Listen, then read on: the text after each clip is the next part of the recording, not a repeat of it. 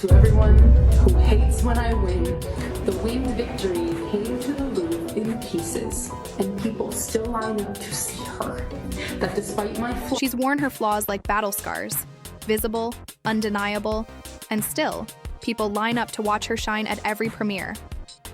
But now, in a twist no one expected, Rachel Zegler has stumbled to her lowest point yet. It's a fall that echoes, loudly, not just because it happened, but because it happened to someone the world thought was unshakable. Fame may forgive imperfections, but it never hides a downfall. In a move that's left even Hollywood's elite speechless, Disney is quietly erasing Snow White from existence, pulling it from shelves and screens as if it were never part of their legacy. Empty theaters echo the financial fallout, with billions evaporating and executives now rethinking their woke reboot strategy entirely. But amid the corporate chaos, the most visible unraveling is Rachel's.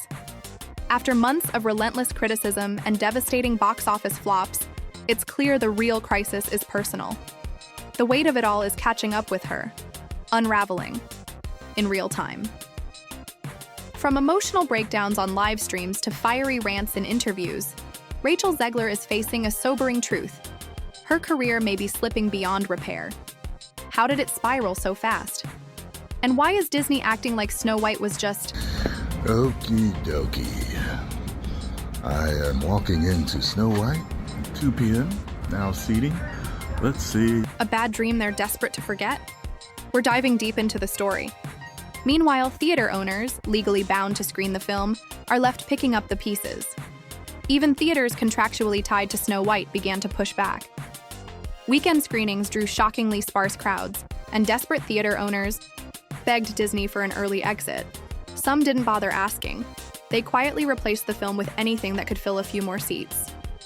Then came the viral moment that lit up the internet. A fan uploaded a short clip that captured the whole downfall in a way words never could. Shot from inside a Snow White screening, the video pans slowly across rows of empty seats. Not a light turnout, but a near-total ghost town. You could count the audience on one hand and still have fingers left over. The atmosphere? Less magical premiere, more awkward school event no one showed up for. The fan narrates with quiet disbelief. Alrighty, heading into the 2 p.m. Snow White. Let's see just how deserted it really is. I hope. It's off the woke we go. The viewer jokes in the background as faint music echoes through the nearly silent theater. Wait, 1, 2, yeah, 2 people. That's it. But the quiet in the US was nothing compared to the storm brewing overseas. In Lebanon, the response wasn't just cold, it was absolute. Not only were screenings pulled, the film was banned entirely from release. No theaters, no streaming, no trace. Officially, Snow White doesn't exist there. To make matters worse, the embarrassment didn't stop at bans or empty seats. A new blow hit Disney where it hurt most: the box office. Lilo and Stitch, the beloved tropical oddball from the archives, was quietly projected to surpass Snow White's entire domestic earnings, and not over months, but in a single opening weekend. This wasn't a Marvel spectacle. It wasn't Pixar-powered. Gal delivered the following. The most important thing when you are working on a film is teamwork. And when you have characters like the Evil Queen and Snow White, you expect team. It was just Lilo, a girl, her alien, and a story from decades past. And it was winning. A blue alien space dog just steamrolled Snow White and made it look effortless. But the damage didn't stop at the box office. Even the merchandise, once expected to fly off shelves, is gathering dust. Limited runs of dolls, mugs, and t-shirts were meant to spark demand. But months later, they're untouched, sitting like relics of a forgotten hype. Disney can't even give them away. And now, all eyes turn to the one person standing at the heart of this spiraling storm. Rachel Zegler, once a rising star, has become the internet's favorite target, the punching bag of the moment. But now, a deeper story is unfolding. Reports reveal a fractured set, co-stars turning against one another, and projects being axed left and right. Disney's live-action strategy, once a golden ticket, is now hanging by a thread. What's on the horizon isn't just a failed film at the box office. It's public shaming, career sabotage, and a personal meltdown that could cost more than anyone expected. As Snow White unraveled in the public eye, the cracks behind the scenes began to surface, and what leaked only deepened Rachel Zegler's troubles. The first shot came from Gal Gadot. In an interview, Gal didn't exactly throw Rachel under the bus, but she certainly didn't step in to defend her either. When the topic turned to the drama surrounding the film, Gal's silence spoke volumes, a subtle, yet telling absence of support. When the backlash hit, Gal Gadot pointed to a major disconnect between the film's vision and what fans had hoped for. She described it as a misalignment at the corporate level, a polite way of saying, "This isn't on me." In other words, the blame was firmly placed elsewhere, and Gal made it clear that she wasn't about to take the fall for a misstep that wasn't hers to own. One of those things that I think everyone's going to have their assumptions about what it's actually going to be, but it's really not about the love story at all, which is really, really wonderful. And whether or not You'd think that collaboration would be a key part of any creative project, especially when you're working on something unique and special. But for us, teamwork was more of a nice idea than a real practice. Instead of working together smoothly, we were constantly faced with obstacles that drained our energy and focus. Every day felt like an uphill struggle. Instead of building something beautiful, it became exhausting to keep going. Then, there came a moment that really stood out, defining our experience. When Gal was asked about her experience with Rachel, she responded carefully, making sure not to say too much. "I'll talk about that when I'm ready," she said, which immediately caused a stir. Her words were open to interpretation, and people couldn't help but speculate about what she meant. She went on, saying, "I think those who follow me will be satisfied when I feel comfortable sharing more details. But for now, I don't think it's the right time to discuss it." In her response, Gal didn't give any specifics. She left things vague, which led to a lot of questions. People started to wonder, what was really going on behind the scenes? Why the silence? And why was she so careful with her words? It sparked rumors and gossip, with fans and critics alike trying to read between the lines. What did Gal know that she wasn't saying? Was there something more to the story? By saying she would only discuss the situation when she felt ready, Gal set boundaries, but at the same time, she opened the door for even more speculation. Her words made it clear that she wasn't going to rush into a conversation that she wasn't prepared for.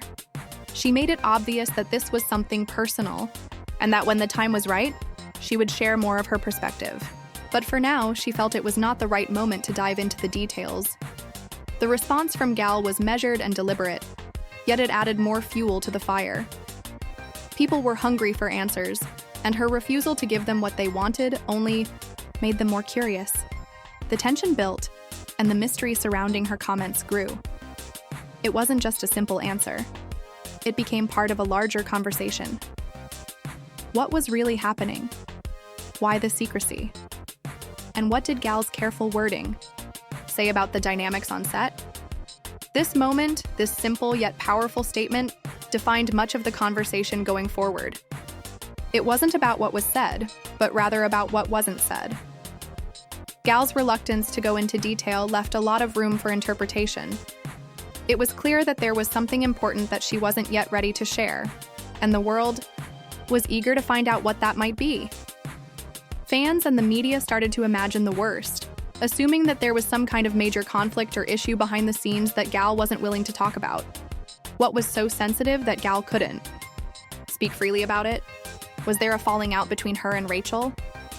Or was there some other kind of tension that had been building on set? The questions kept coming, and with every passing day, more rumors circulated. The fact that she chose not to elaborate only made people more determined to get to the bottom of the story. The reality of the situation was that this moment created more intrigue than any revelation could have. Everyone who hates when I win, the winged victory came to the Louvre in pieces, and people still line up to see her. And I can only hope that despite my flaws, and despite my cracks, and my breaks, and there are many of them, that at every premiere and everything I do, people will wait in line to see. Then came the theater moment. Rachel showed up to a screening of her own movie, flowers in hand, flashing a smile as if it were a grand celebration. But the reality told a different story. The camera revealed the truth.